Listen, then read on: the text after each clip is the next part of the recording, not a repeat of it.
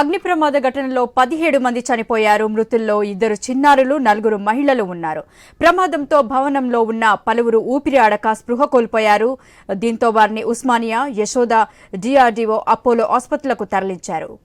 కొందరు ఘటనా స్థలంలో, మరికొందరు ఆసుపత్రుల్లో చికిత్స పొందుతూ మృతి చెందారు. ఘటనా స్థలానికి అగ్నిమాపక, డిఆర్ఎఫ్, జీహెచ్ఎంసీ పోలీసు సిబ్బంది చేరుకుని సహాయక చర్యలు చేపట్టి మంటలను అదుపులోకి తీసుకొచ్చారు.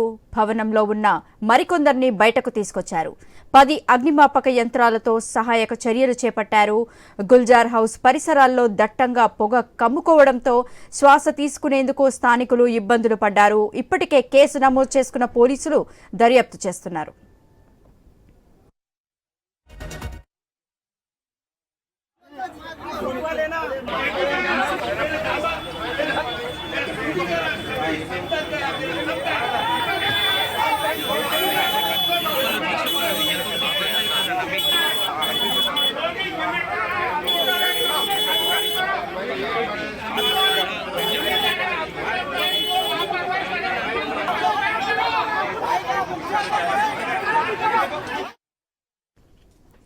దీనిపై మరింత సమాచారం మా ప్రతినిధి స్వామి కరెస్పాండెంట్ అందిస్తారు. స్వామి, చెప్పండి. ఈరోజు ఉదయం 6 గంటల 10 నిమిషాల సమయంలో చార్మినార్ పక్కన ఉన్నటువంటి గుల్జార్ హౌస్ ఉన్నటువంటి ఏరియాలో ఫైర్ యాక్సిడెంట్లో దాదాపు 17 మంది ప్రాణాలు కోల్పోయారు. దీంతో ఒకవైపు హైదరాబాదు చార్మినార్ పరిసర ప్రాంతాల్లో పూర్తిగా విషాద చేయాలనుకున్నాయి. హైదరాబాద్ నగరంలో ఈ సంవత్సరంతో పాటు ఇంతవరకు జరిగినటువంటి అతిపెద్ద అగ్ని ప్రమాదం సంబంధించినటువంటి క్యాజువాలిటీలో ఇదే నెంబర్ 1 అని చెప్తున్నారు. గతంలో బోయిగూడలో జరిగినటువంటి టింపర్ డిపో జరిగిన అగ్ని ప్రమాదంలో 11 మంది చనిపోయారు. ఈరోజు జరిగినటువంటి ఈ ఫైర్ యాక్సిడెంట్లో 17 మంది కుటుంబ సభ్యులు ప్రాణాలు కోల్పోవడం పూర్తిగా ఈ స్థానికంగా ఉన్నటువంటి కొంత విషాదాలు అనుకున్నాయి. హైదరాబాద్ నగరంలో ఒకవైపు ముత్యాల వ్యాపారం చేసేటువంటి ప్రహ్లాద్ మోడీ సంబంధించిన కుటుంబ సభ్యులు దాదాపుగా 17 మంది, దాదాపు ఇందులో 8 మంది చిన్నపిల్లలు ఉన్నారు. వేసవి సెలవులు కావడంతో కొద్దిమంది బెంగాల్ నుంచి, మరికొద్ది మంది రాజస్థాన్ నుంచి, వివిధ ప్రాంతాల నుంచి ఇక్కడికి వారు వచ్చి కుటుంబ సభ్యులతోటి ఎంజాయ్గా గడిపే సమయంలో ఇలాంటి అర్ధరాత్రి పూట అంతా కూడా ఇక్కడే నిర్దించారు.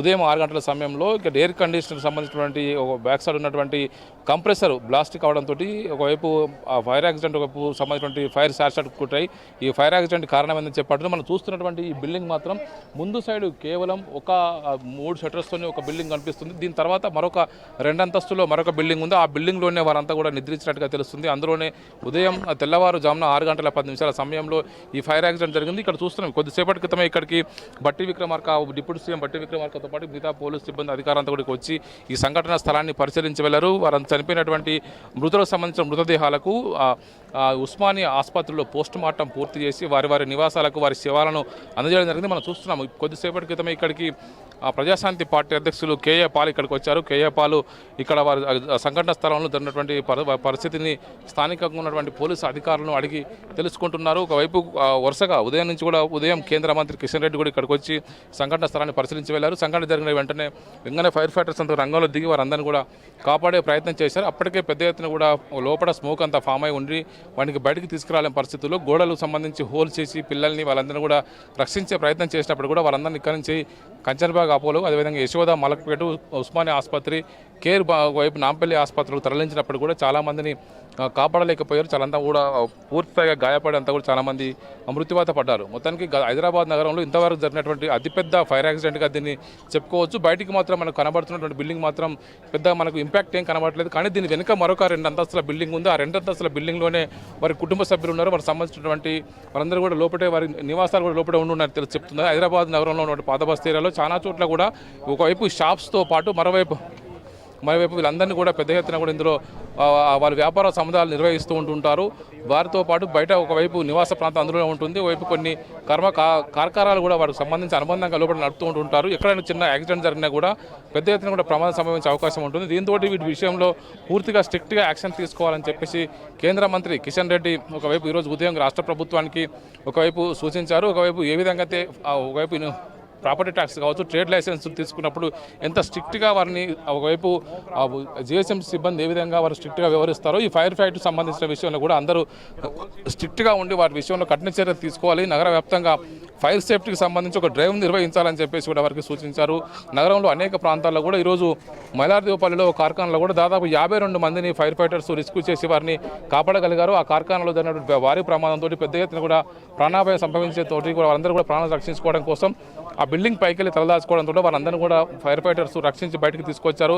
మరొక ఫైర్ యాక్సిడెంట్ ఈరోజు చెర్లపల్లి ఐఓసీ వద్ద ఆగి ఉన్నటువంటి పెట్రోల్ ట్యాంకర్ సంబంధించి అది మంటలు అంటుకోవడంతో వాటి పక్కనటువంటి మరిన్ని ట్యాంకర్స్ అందుకోవడంతో సకాలంలో స్పందించి ఫైర్ ఫైటర్స్ వాటిని ఆర్పివేయడంతో కూడా అక్కడ కూడా భారీ ప్రమాదం తప్పినట్టయింది. మొత్తానికైతే నగర వ్యాప్తంగా వేసవి కాలంలో వరుసగా ఇలాంటి ఫైర్ యాక్సిడెంట్స్ జరుగుతూ ఉంటాయి.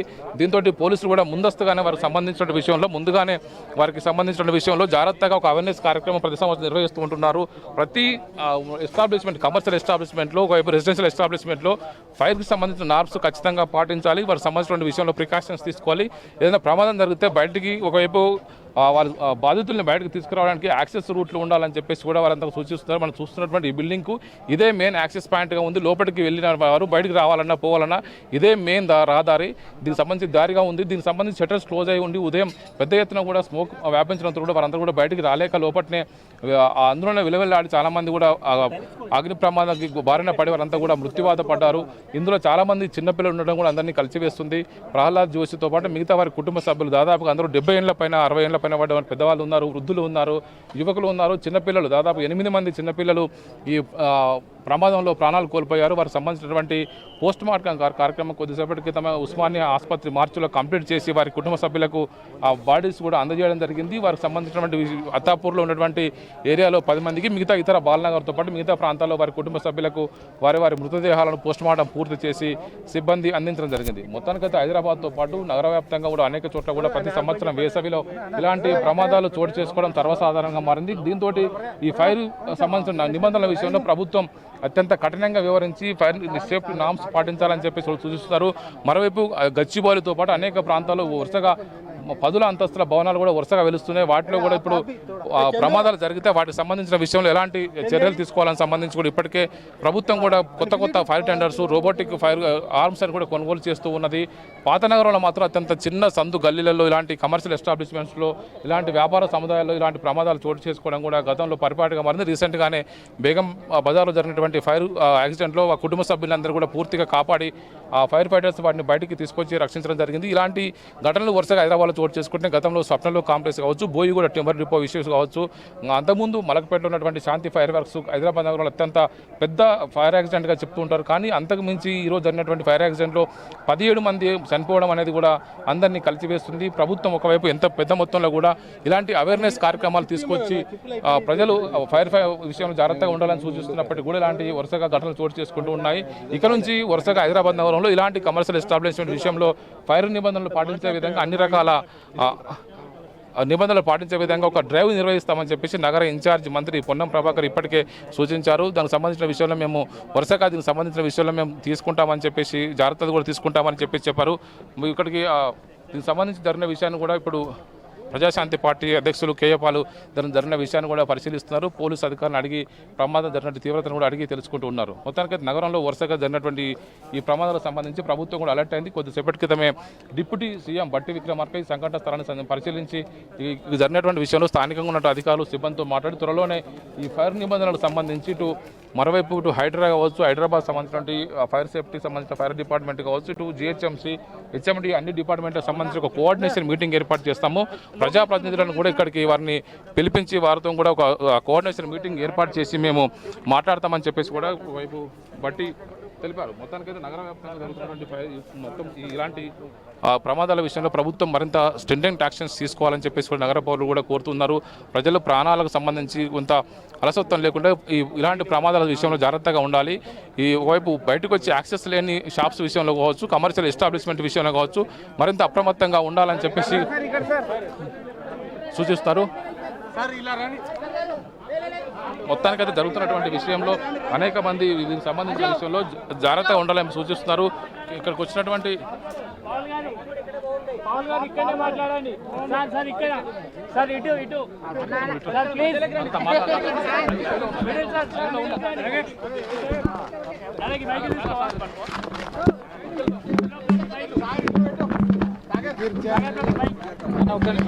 బారికేడ్ కింద పడే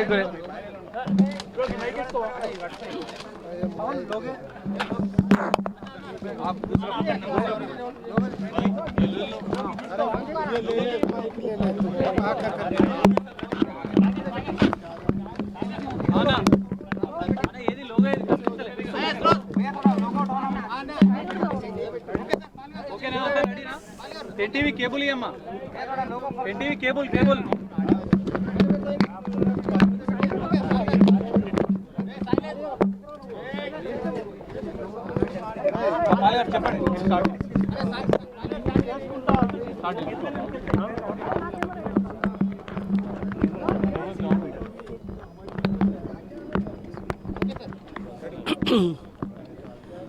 Only 1 hour ago, I came to know this great tragedy, how 17 family members, including 7 children, tragically died with an accident of fire, which they are saying preliminary investigation, short circuit. So I want all others, everyone who is listening to this message, first to pray for all the members of 17 family to rest in peace in heaven with God Almighty. Number 2, I say to all the politicians, please don't use this blaming the government or blaming the police or firefighters, because I have seen 3 videos saying the fire department did not come in time. But in my preliminary investigation, within minutes, 2 minutes, the fire department arrived here. They tried to do their best, but by then it is already late and all 17 were dead. Postmortem report is yet to be released. Investigation is yet to continue, and I will speak about this matter after thorough investigation next week. Therefore, I ask all people of all faiths, whether you are a Hindu, Muslim, Christian or Catholic, please pray for this family and this tragedy. And this kind of tragedies, we don't have the answers. Why God allows it? Who is at fault? What is this taking place? How to prevent these tragedies? Only after the investigation we can advise the government, the chief minister and the fire department. I remember in 2001, September 11th in New York, more than 3,000 people were killed. That was not an accident, by the 19 hijackers from Saudi Arabia, 17 of them. So preliminary investigation shows that this is not a terrorist attack, but nothing is ruled out. Still investigation is going on. Therefore, maintain calm, pray for peace. That is why, because the peace is missing in our country and the world, May 24th Saturday 6 p.m. in Gymkhana grounds, I am conducting the global peace rally from Gymkhana grounds. I request all the media, promote peace, not terrorism. Promote unity, not fight. Promote togetherness, not divide and conquer. ఈ రోజు ఉదయం దాదాపు 6:30 గంటలకు ఇక్కడ ఒక పెద్ద దుర్ఘటన జరిగిందని నేను ఇప్పుడే 1:30 విషయం కిందను వినగానే నేను బయలుదేరి వచ్చాను. 17 మంది కుటుంబ సభ్యులు, అందులో పాటు 7 చిన్న పిల్లలు చనిపోయారు అన్నది ఎంత బాధాకరమో మనందరికీ తెలుసు. దీని గురించి వర్ణించలేం. పిల్లలు ఎవరైనా బ్రతుకుంటే మేము చారిటీ సిటీకి తీసుకెళ్ళి చదువు ఫ్రీగా చెప్పించడానికి, పిల్లలు కూడా చనిపోయారు. కుటుంబ సభ్యులు ఎవరైనా బ్రతుకుంటే వారికి ఏదైనా ఆదుకోవడానికి, వారు కూడా చనిపోయారు. కానీ అందరూ స్వర్గంలో ఉండి ఆ 17 మంది స్వర్గం ఆత్మకు శాంతి కలగాలని, దేవునితో వారు ఉండాలని, హిందూ ముస్లిం క్రిస్టియన్ తేడాలు లేకుండా అందరూ ఈ కుటుంబ సభ్యుల కొరకు, ముఖ్యంగా వారి ప్రియులు, వారి బంధువులు, వారి మిత్రులు అందరి కొరకు ప్రార్థన చేయాలని, శాంతి కొరువైంది కాబట్టే కొంతమంది ఇది షార్ట్ అటాక్ కాదు, ఇది ఫ్యూజ్ అటాక్ కాదు, ఇన్ఫ్యూజన్ కాదు అని ఆల్రెడీ బ్లేమ్ చేస్తున్నారు. అది చాలా తప్పు. ఫైర్ ఫైటర్స్ వెంటనే నిమిషాల్లో వచ్చారట. నేను ప్రిలిమినరీ ఇన్వెస్టిగేషన్లో నాకు తేలింది పోలీసులు చాలా సపోర్ట్గా కోఆపరేట్గా ఉన్నారట అని ఫ్యామిలీ మెంబర్స్ ఇప్పుడు నాతో చెప్పడం జరిగింది. కనుక దీన్ని పొలిటిసైజ్ చేయకుండా కుటుంబ సభ్యులకి ఆత్మశాంతి, 2 బంధుప్రియులందరికీ ఆత్మశాంతి కలగాలని ప్రార్థిస్తూ ఈ శాంతి మీటింగ్ మే 24 శనివారం సాయంత్రం 6 గంటలకు జిమ్ఖానా గ్రౌండ్స్కి శాంతి కావాలన్న వారు లీడర్స్ రండి. అలాగే అందరూ మీ గృహాల్లో శాంతిని ప్రమోట్ చేయండి. 200 దేశాల్లో దాదాపు 12 లక్షల లొకేషన్స్, చర్చెస్, మాస్క్స్, టెంపుల్ శాంతి కరువైంది. కనుక ఈ శాంతి సభ వచ్చే శనివారం 24 మే మిస్ అవ్వకండి. అందరూ శాంతిగా ఉందాం. God bless you, especially God bless this family, friends, neighbors and relatives, and God bless the police department and fire department for doing their job sincerely and faithfully. Thank you very much, and I appreciate the media for standing in the summer, hot weather and reporting the facts. Thank you.